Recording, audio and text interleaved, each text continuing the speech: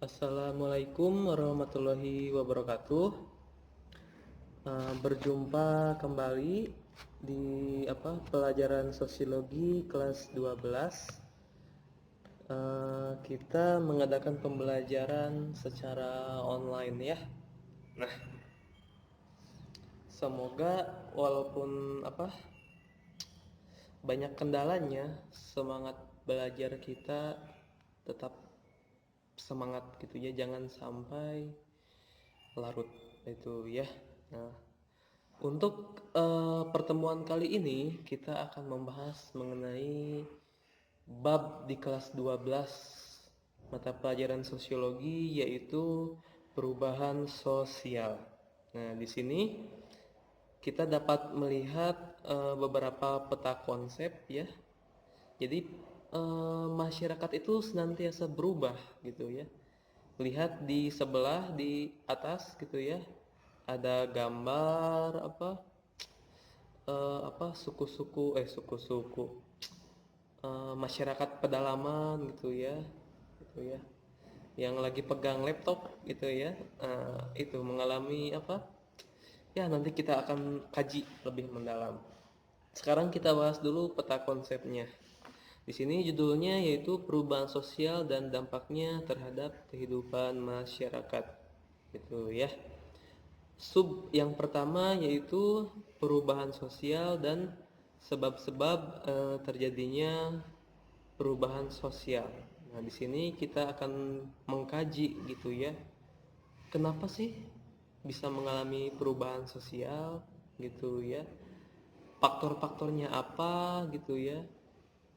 Karakteristiknya gimana gitu ya? Pasti berbeda antara masyarakat pedalaman, masyarakat pedesaan, apalagi masyarakat perkotaan gitu ya. Dalam menerima perubahan itu ada yang cepat, ada yang lambat gitu ya. Itu nanti dibahas di subbab ini. Kemudian yang kedua yaitu perubahan sosial dan perubahan hubungan antar individu dan antar kelompok. Nah, dari ini itu relasi antar individu, antar masyarakat itu mengalami perubahan. Contohnya ya, kalau dulu telekomunikasi surat menyurat gitu ya, nunggu pesan berbulan-bulan dari sang kekasih gitu ya. Kalau sekarang mah kalau menunggu kabar dari pujaan hati gampang, cukup telepon gitu ya, cukup apalagi ya, apalagi sekarang era internet gitu ya, bisa video call gitu ya. Jadi mengalami perubahan dari segi perdagangan juga mengalami perubahan. Dulu, sekarang juga masih ya, kalau beli itu ada tatap muka, ada interaksi antara pedagang, antara penjual dengan pembeli. Tapi lambat laun eh, apa ada belanja online gitu ya, ada aplikasi Shopee, Tokopedia dan lain-lain. Dampaknya ya lumayan gitu ya, gitu, mengalami perubahan gitu ya. Jadi gimana ya, kemudian banyaknya juga minimarket gitu ya, setiap kecamatan, desa gitu ya, pasti setidaknya ada Alfamart, ada Indomaret gitu ya. Itu. Kemudian ada juga dari segi transportasi gitu ya. Ada ojek konvensional yang suka mangkal gitu ya di pinggir jalan. Sekarang bertransformasi gitu ya, ada lewat aplikasi yaitu Gojek, Grab gitu ya. Bahkan bisa mengantarkan makanan yaitu GoFood gitu ya. Ada juga dompet digital gitu ya. Terus mengalami perubahan itu ya. Tetapi di sini dampaknya ya, positifnya mempermudah aktivitas manusia ya. Tapi negatifnya mungkin interaksinya sesuai keperluan gitu ya, kurang ada ikatannya, silaturahminya gitu ya. Terus apa ya, itu Jadi lebih ke individualis gitu ya, lebih ke masing-masing. Itu kalau bisa dilihat, diamati itu ya. Kemudian yang ketiga yaitu ya perubahan sosial dan dampaknya terhadap kesenjangan sosial di masyarakat. Nah, tadi dampaknya. Bukan hanya komunikasi saja, semuanya mengalami perubahan. Nilai, norma gitu ya. Nah, nanti kita bahas dampaknya itu. Kemudian yang keempat yaitu perubahan, kemajuan masyarakat dan perkembangan masyarakat menuju kehidupan masyarakat yang demokratis. Nah, nanti di sini dibahas manusia modern itu seperti apa sih gitu ya. Kita kan bukan lagi manusia purba gitu ya. Nah, di sini juga dibahas antara apa itu modernisasi, westernisasi dan sekularisasi. Itu jelas berbeda. Kita sering menganggap bahwa yang modern itu yang identik dengan barat. Justru tidak gitu ya. Tidak. Kita meniru lagu-lagu atau serba barat dari segi pakaian. Wah, modern nih, modern. Enggak gitu ya, bukan begitu. Nanti kita bahas gitu ya. Kemudian dulu feodal gitu ya, ada sistem kasta juga ya. Kemudian kebebasan berpendapat kurang gitu. Kalau sekarang kan apa bisa mengemukakan pendapat itu ya. Nah, ini beberapa peta konsep dia secara singkat. Kita bahas slide berikutnya.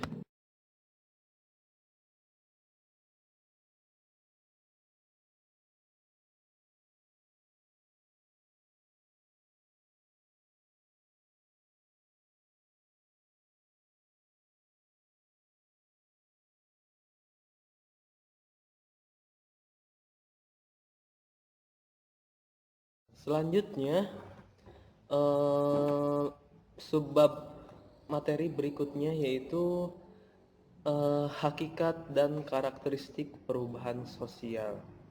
Jadi bisa dibaca ya, setiap masyarakat itu pasti mengalami perubahan. Pada dasarnya, perubahan merupakan proses modifikasi struktur sosial dan pola budaya dalam suatu masyarakat. Jadi, pada dasarnya, jadi perubahan itu modifikasi gitu ya, perbaikan-perbaikan gitu ya, supaya ke arah yang lebih baik. Modifikasi apa? Modifikasi struktur sosial.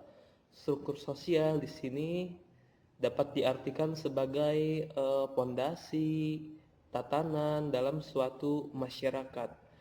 Di dalamnya banyak sekali bagian-bagian atau komponen-komponennya yang senantiasa mengalami perubahan gitu ya.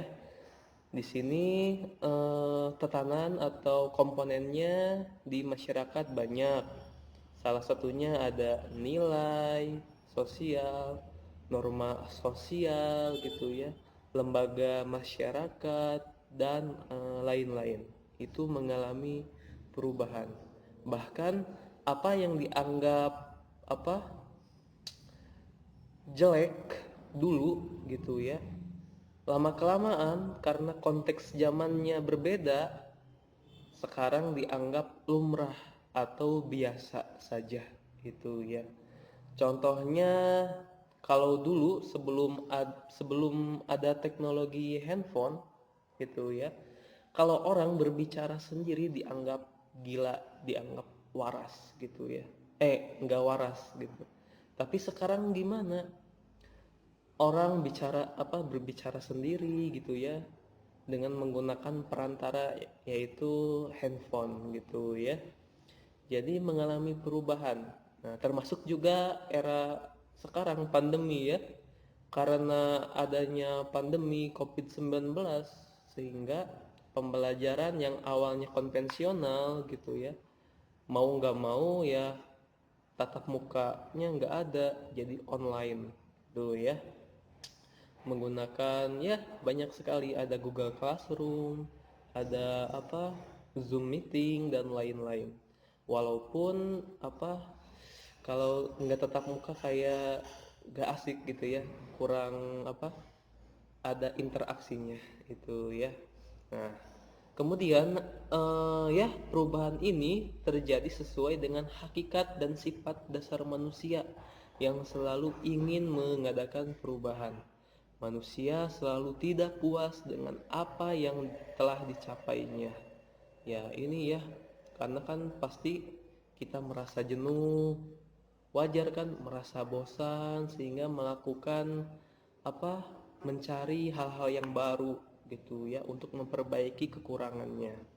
Nah, manusia merupakan makhluk yang selalu ingin berubah, aktif, kreatif, inovatif, agresif, selalu berkembang dan responsif terhadap perubahan yang terjadi di masyarakat.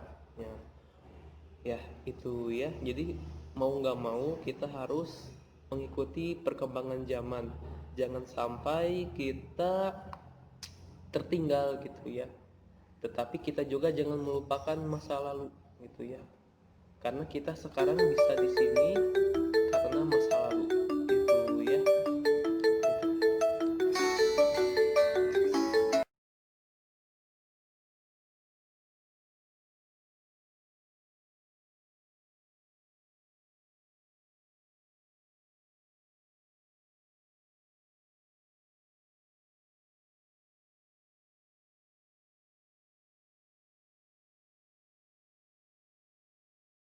Ya, maaf ya, ada telepon tadi sebentar. Nah, oke, selanjutnya nih. Nah, perubahan sosial itu dapat mengarah ke dua arah gitu ya. Ada yang mengarah pada progres atau kemajuan, ada juga yang regres, yaitu mengalami kemunduran atau yang kurang menguntungkan. Nah, jadi apa sih yang maju dan mundurnya gitu ya? Di sini berkaitan dengan perubahan nilai, pola perilaku, organisasi sosial, kekuasaan, dan lain-lain. Itu ya. Nah, apa sih perubahan sosial yang mengarah ke arah yang lebih baik atau yang progres? Banyak. Contohnya dari transportasi. Dulu klasik ya, menggunakan tenaga hewan, kuda, delman, kebo itu ya. Kemudian ada motor, sepeda dulu ya. Motor, mobil gitu ya, hingga pesawat itu ya. Sehingga apa ya, dengan adanya penemuan-penemuan baru gitu ya, kan manusia itu tadi pada hakikatnya inovatif itu ya. Kita kan kalau dulu mungkin ya di zaman apa, di zaman yang serba mitos, maknya besi gitu ya, bisa terbang gitu ya, termasuk akal gitu. Tapi sekarang fakta tersebut terbantahkan gitu ya. Pesawat yang beratnya berapa kilo ya, itu bisa terbang ke seluruh penjuru dunia dengan yang namanya iptek, ilmu pengetahuan dan teknologi gitu. Ya, itu termasuk juga di apa? Kalau di Indonesia pionir di bidang pesawat ada almarhum Bahrudin Yusuf Habibie itu ya. Progres, kemajuan itu ya. Kemudian nah di gambar sebelah juga ya kita lihat ada manusia yang lagi pegang laptop. Dulu kalau administrasi itu tulis tangan gitu ya. Kemudian ada juga lewat mesin ketik. Lama kelamaan ke komputer yang agak gede, tabung, kemudian komputer LCD hingga laptop itu ya, mengalami kemajuan itu ya. Itu. Nah, adapun yang mengalami kemunduran itu yang kurang menguntungkan. Contohnya apa ya? Ya, dari segi nilai mungkin ya, norma gitu. Di dalam sejarah misalnya kita sekarang lagi viral itu LGBT ya, lesbian, gay, biseksual dan transgender. Kalau dalam sejarah dulu ada kisah Nabi Lut gitu ya. Kalau di agama lain juga ada kisah kaum Sodom dan Gomora gitu ya. Nggak boleh hubungan antar sejenis itu ya. Kalau sekarang era modern, LGBT itu menganggap apa, kebebasan gitu ya, liberal gitu ya. Kami ini manusia gitu ya, sehingga harus dibela haknya gitu ya. Walaupun orientasi seksualnya berbeda gitu ya, walaupun ini juga bisa diperbaiki gitu ya. Banyak teori-teorinya gitu ya. Ekstrimnya lihat deh di YouTube atau di mana kek, banyak negara yang modern itu miris gitu ya, melegalkan yang namanya pernikahan sejenis gitu ya, laki-laki sama laki-laki gitu ya, di sebuah pesta pernikahan gitu ya. Aduh gila ya gitu ya. Tapi ya itu pasti mengalami perubahan sosial gitu ya, mengalami kemunduran itu. Nah, tentu di masyarakat kita kan berbeda-beda. Ada yang lambat, ada yang cepat menerima perubahan sosial. Kalau yang cepat biasanya di masyarakat perkotaan atau yang mudah aksesnya gitu ya. Kemarin juga kita lihat video mengenai suku Baduy gitu ya. Itu kan agak pedalaman gitu ya di Desa Kanekes di Banten. Ya, mereka agak lambat menerima perubahan sosial, apalagi kemajuan teknologi. Bahkan ada akar-akar nilai yang mengakar kuat gitu ya. Kalau ada hal-hal yang baru takut merusak fondasi sistem sosialnya gitu ya. Mereka mempunyai pandangan tersendiri dari leluhurnya, menganggap bahwa kita itu bisa apa, bertahan, bisa hidup gitu ya dengan alam selaras gitu ya. Kalau lihat di perkotaan justru banyak masalah gitu ya, terjadi kriminalitas gitu ya, pencurian dan lain-lain. Jadi masyarakat di suku Baduy itu lebih apa ya, lebih mengagungkan tradisi masa lampau gitu ya. Tapi ya nanti kita pilah gitu ya, filter gitu ya, apa yang baik apa yang buruk gitu ya. Itu kurang lebih ya, ada kemajuan dan kemunduran, ada progres dan regres ya. Slide berikutnya.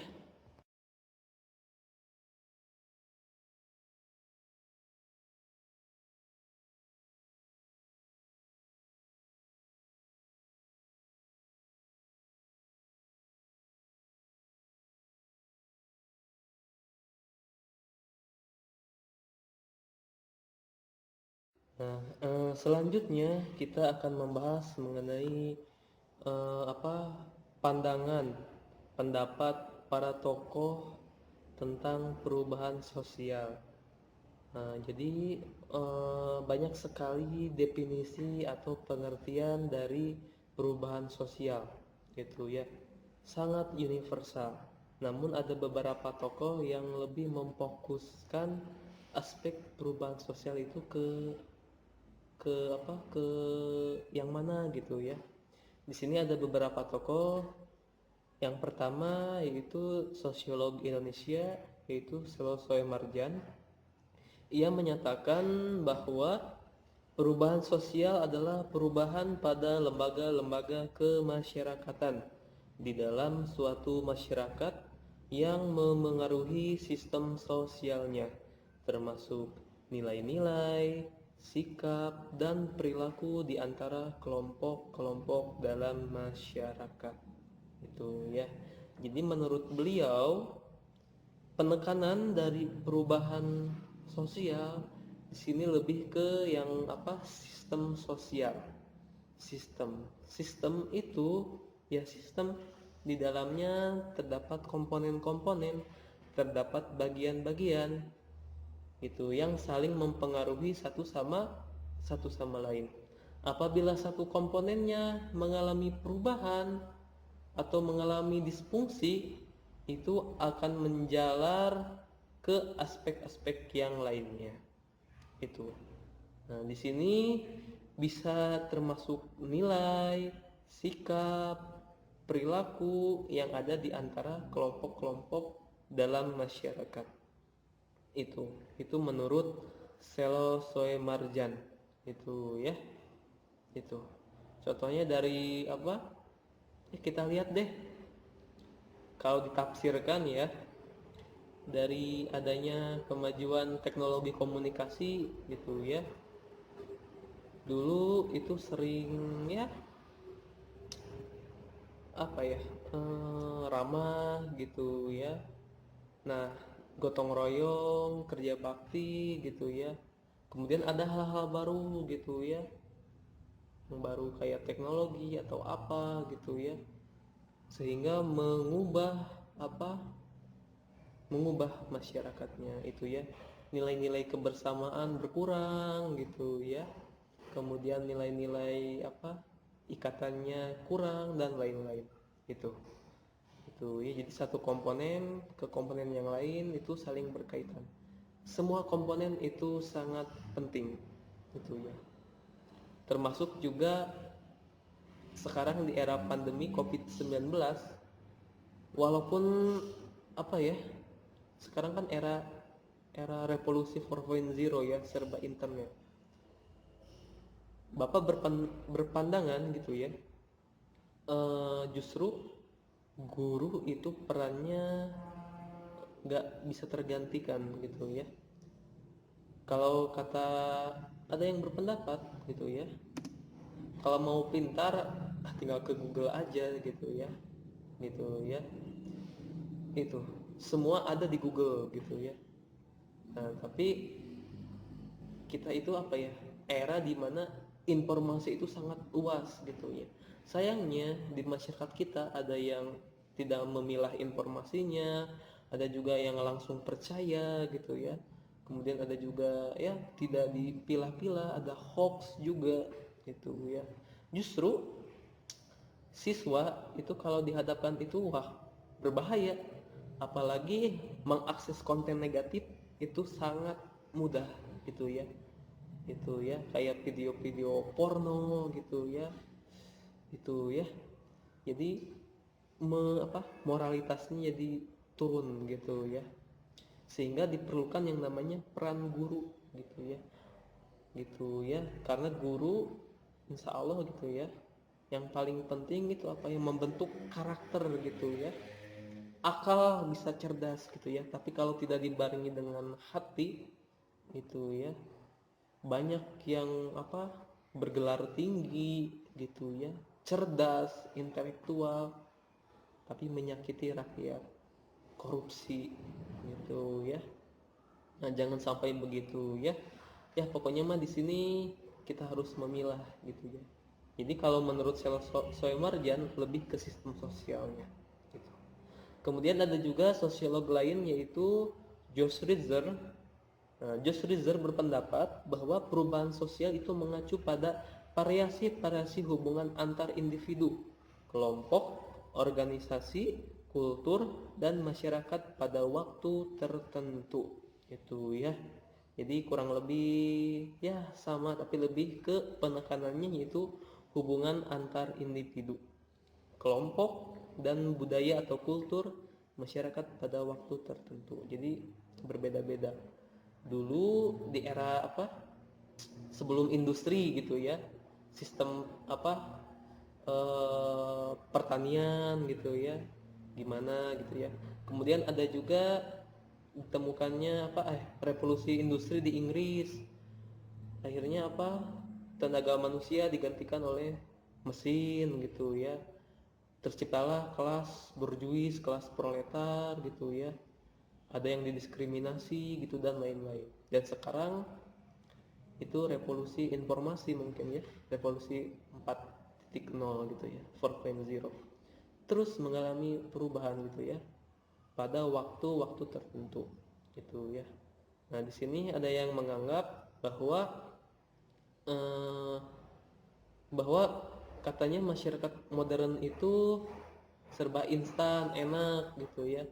Justru ternyata masyarakat modern itu absurd gitu ya, memuakan gitu ya. Karena ya kita lihat gitu ya, lebih ke individualis gitu ya. Jadi kita lebih suka ke desa juga ya. Jadi pokoknya mah ada positif dan negatifnya gitu ya. Jadi harus dipilah pokoknya mah. gitu ya. Selanjutnya slide berikutnya.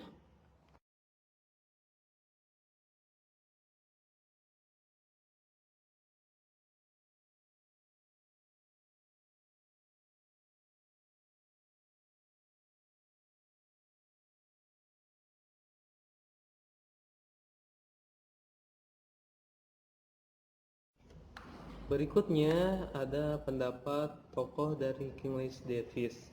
Ia berpendapat bahwa perubahan sosial adalah perubahan yang terjadi dalam struktur dan fungsi masyarakat. Jadi penekanannya pada struktur, pada tatanan, pada fondasi yang ada di masyarakat serta fungsinya.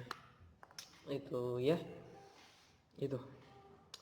Jadi kalau kita lihat ya banyak ya gitu. Ada yang dulu ada kerjasama gotong royong gitu ya. Lama kelamaan ada division of labor, yaitu pembagian kerja gitu ya. Kalau di kota kan kita lihat, kalau di kampung apa ya, ada apa, kalau sampah bersihin bareng-bareng gitu ya. Kalau di kota ada petugasnya gitu ya, sudah dibagi-bagi, ada pembagian kerja gitu ya. Jadi sudah apa ya, mengalami perubahan, perbedaan gitu ya. Struktur, jadi kurang lebih hampir samalah ini mah dengan sistem sosialnya dari Seloswe Marjan gitu ya. Itu. Kemudian yang keempat ada William F. Cockburn. Nah, di sini ia berpendapat bahwa perubahan sosial itu menekankan pada kondisi teknologis yang menyebabkan terjadinya perubahan pada aspek-aspek kehidupan sosial, seperti kemajuan ilmu pengetahuan dan teknologi yang sangat berpengaruh terhadap pola berpikir masyarakat. Nah, jadi di kata William F. Cockburn itu penekanannya pada aspek teknologi. Nah, jadi dalam kehidupan sehari-hari secara enggak sadar gitu ya, teknologi itu di sekitar kita gitu ya. Misalkan kalau ingin bepergian ke kota atau kemana gitu ya, sekarang mah serba elektronik gitu ya. Kalau lewat tol ada e-strip tol, elektronik tol gitu ya. Kemudian belanja juga serba online, serba digital gitu ya. Kemudian ada juga ya dompet digital gitu ya. Transformasi ada ada Grab, ada lagi Gojek dan lain-lain. Pesan hotel juga sama online gitu ya, dan lain-lain.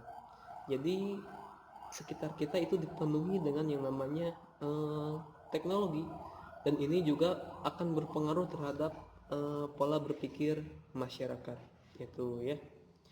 Nah, jadi di satu aspek mempermudah aktivitas manusia, tetapi di aspek yang lain juga memberikan peluang peluang kejahatan yang bervariasi juga gitu ya.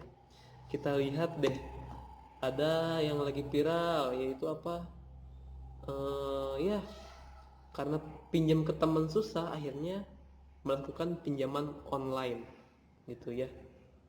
Istilahnya apa ya, lupa lagi gitu ya. Jadi oh iya, apa, e-commerce yang ilegal gitu ya. Jadi cairnya mudah tetapi bunganya tinggi, itu sangat mencekik gitu ya. Kemudian ada juga yang ngebobol ATM dengan mudah dan lain-lain gitu ya. Nah, kita harus apa ya? Jadi yang paling penting menurut Bapak, kalau dulu yang sangat berharga itu emas, apa, emas juga berharga ya, sekarang berharga. Tapi sekarang yang paling berharga itu informasi pribadi. Jangan sampai informasi pribadi kita itu tersebar luas gitu ya. Gitu ya. Sekarang mah mudah, pinjaman online cuman mencantumkan apa, nomor induk kependudukan kita aja gitu ya. Kemudian persyaratan yang lain menyusul gitu ya. Sangat mudah. Jangan sampai data pribadi kita digunakan gitu ya oleh orang lain yang mengataskan nama kita gitu ya. Kita nggak tahu apa-apa, tiba-tiba ada tagihan gitu ya. Nah itu, jadi pokoknya mah era sekarang gitu ya harus serba hati-hati gitu ya, karena ada juga yang berpendapat ya masyarakat modern itu yang absurd absurd gitu ya, memuakan cenah ya, tergantung orangnya juga ya.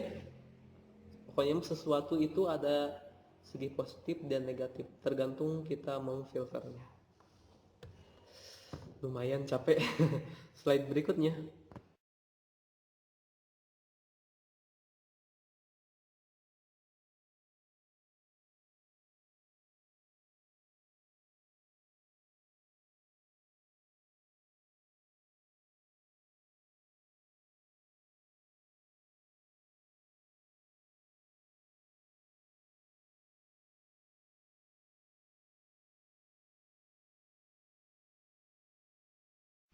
Selanjutnya kita akan membahas mengenai faktor yang mendorong perubahan sosial. Perubahan sosial melekat pada masyarakat dengan kebudayaannya. Jadi perubahan sosial itu tidak bisa lepas dari yang namanya kebudayaan. Walaupun secara teoritis dapat dipisahkan ya dengan budaya, tetapi masyarakat dengan budaya itu tidak dapat dipisahkan, saling berhubungan satu sama lain. Nah, di sini ada beberapa poin ya yang memicu perubahan sosial. Yang pertama yaitu menghadapi masalah-masalah baru. Nah, di sini manusia selaku masyarakat yang berbudaya selalu menghadapi masalah yang baru yang mengharuskan adanya usaha, pemikiran, dan peralatan baru untuk memecahkannya. Begitu suatu masalah terpecahkan, tak mustahil muncul masalah dan kebutuhan baru yang juga menuntut adanya pemecahan gitu ya. Contohnya seperti transportasi. Dulu kalau menempuh jarak itu membutuhkan waktu yang cukup lama gitu ya, menggunakan ya jalan kaki, sepeda, kemudian menggunakan tenaga hewan, delman. Lama kelamaan ya ada motor, ada mobil, dan transportasi lainnya itu ya. Singkat cerita, pemenuhan akan kebutuhan kendaraan pribadi itu hampir setiap rumah mempunyai kendaraan bermotor gitu ya.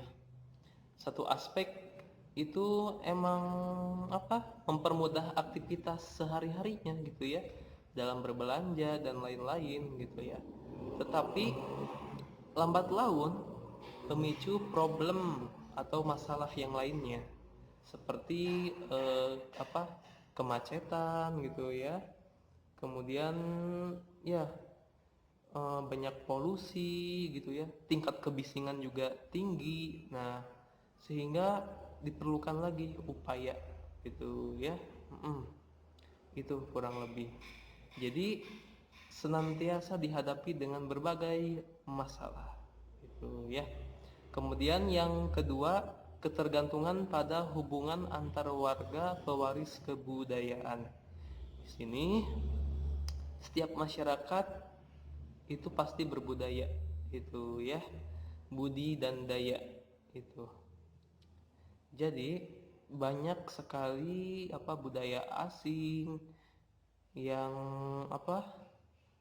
yang populer di negeri sendiri itu, sehingga budaya lokal, budaya kita lama kelamaan itu luntur gitu ya. Di sini terdapat sekali kearifan lokal yang hilang gitu ya, sehingga perlu untuk dilestarikan gitu ya. Banyak upaya-upaya yang dilakukan baik itu dari masyarakat kita, dari budayawan kita, gitu ya. Gitu. Jadi boleh suka budaya asing, boleh suka lagu barat, lagu K-pop, tapi jangan sampai lupa dengan budaya sendiri. Nah, mereka kayak K-pop bisa terkenal sedunia karena cinta terhadap negaranya gitu ya, terhadap budayanya. Kenapa bangsa Indonesia tidak gitu ya? Kita juga harus cinta Indonesia, cinta budaya kita. Itu ya, itu. Dan yang ketiga yaitu lingkungan yang berubah. Nah, lingkungan tempat suatu masyarakat hidup juga berubah-ubah secara konstan sebagai akibat dari perlakuan manusia. Nah, ya contoh kecilnya misalkan di daerah kita munculnya kota-kota kecil gitu ya. Atau di daerah perkotaan munculnya masalah gepeng, gelandang pengemis gitu ya. Yang sangat sekali banyak, apalagi kalau ketika bulan puasa ada yang juga yang pura-pura mengemis gitu ya.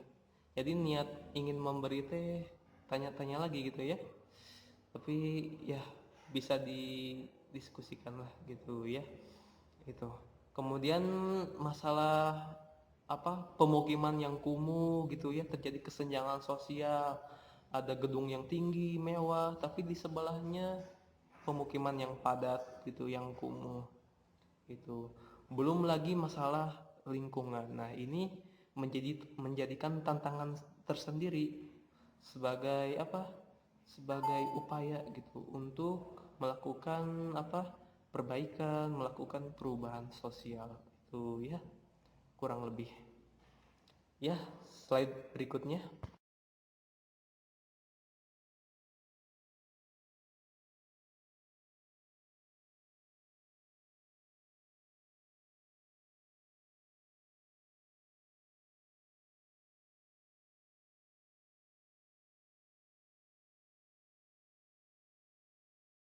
Masih mengenai faktor pendorong perubahan sosial. Nah, secara umum gitu ya, kecenderungan masyarakat melakukan eh, apa untuk berubah sangat dipengaruhi oleh faktor-faktor berikut. Nah, sebelumnya kan sudah disinggung ya. Nah, yang pertama yaitu rasa tidak puas terhadap keadaan dan situasi yang ada gitu ya. Nggak puas, jenuh, kebosanan gitu ya, sehingga melakukan yang namanya inovasi-inovasi itu ya. Kemudian yang kedua timbulnya keinginan untuk mengadakan perbaikan gitu ya. Apa sih yang kurang, yang belum cukup gitu supaya ke arah